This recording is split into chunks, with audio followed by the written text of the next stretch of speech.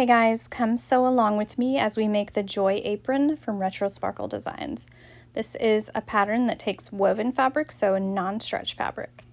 To start, you're going to need one skirt piece, one ruffle, 4 pocket pieces, it's 2 sets cut mirrored, 2 straps, 2 bodice pieces, and 2 waistband pieces. And let's go ahead and get to it.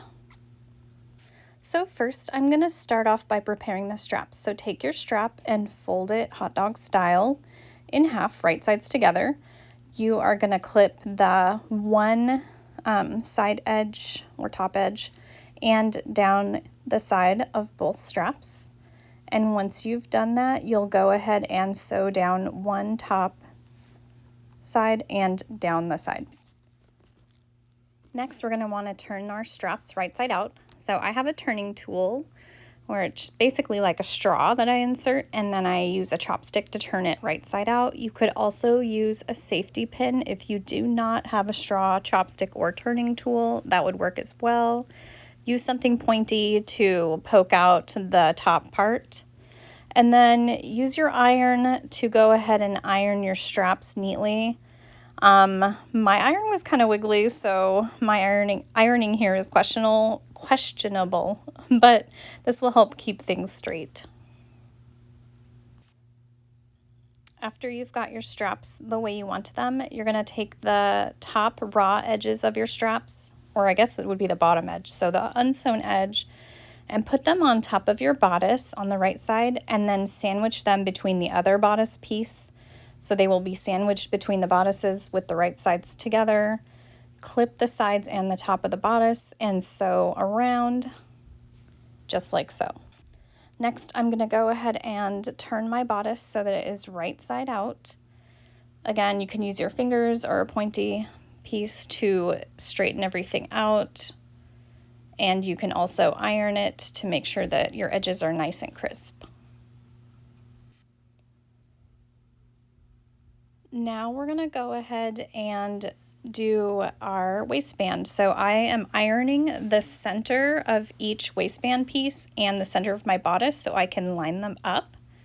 I just made a little crease there so that I can see where my centers are. I'm lining them up. I'm sandwiching my bodice between the waistband pieces. Right sides are together, and then I sew down the entire edge of the waistband, enclosing my bodice like so. This is what it will look like after you have sewn it all. So we've now attached our bodice to our waistband. Now we're going to go ahead and prepare our pockets. So take your pockets and put each set right sides together. And then you're going to want to go ahead and you're going to sew all the way around each pocket. You will leave about a 1-inch gap for turning your pockets right side out. So just leave a gap for turning. This is what it looks like now that I've sewn my pockets together. I am turning them right side out. Again, you can use like a chopstick or whatever pointy thing you have to poke out those corners. I'm just using my finger here. And then there will be that hole on the top. So once I've got everything turned, I'm going to fold in my raw edge on that gap. Tuck them in and pin right there. So I'm doing that for both. And then we're going to go ahead and straight stitch across the top to close our top pieces. That's what it looks like. I went ahead and did my cover stitch, but you could do a straight stitch on your regular machine. Now we're going to work on our ruffle. So we're going to hem the ruffle first. If you have a serger, I recommend serging that bottom edge. Then you're going to go ahead and fold under the flat side of your ruffle about a 1/2 inch. Again, this is if you have serged the bottom edge. If you are not using a serger, I will show you how to do a hem a different way. If you are not using a serger, you're going to fold under that flat side of your ruffle. This is just a scrap piece for an example, and you're going to do a little memory crease with an iron. So about a 1/4 inch, and then you're going to fold it under again, another 1/4 inch, and then clip. And that would be how I would hem if I did not serge the bottom edge. So here is my hemmed ruffle, and then next I'm going to gather along the curved edge. So using whatever method, I have gathered it, and now it is time to add our ruffle to our skirt. So I had to adjust my ruffle a little bit. You really don't need a tight gather. I had to pull my ruffles out, but I am putting my ruffle face down, right sides together, lining up that raw gathered edge with the bottom edge of my skirt. And then I'm going to sew to attach like so. Now that we've attached our ruffle, it's time to attach our pockets. So you can use the suggested guide on the pattern to line up where you want your pockets to be, or just line them up with the middle like I did.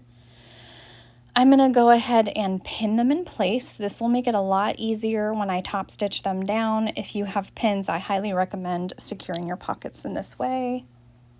Once you have them pinned down, you can take them to your regular machine. You're going to sew along that curved edge and up the straight side. Do a back stitch at the top to secure them, and you will, of course, will leave that top open.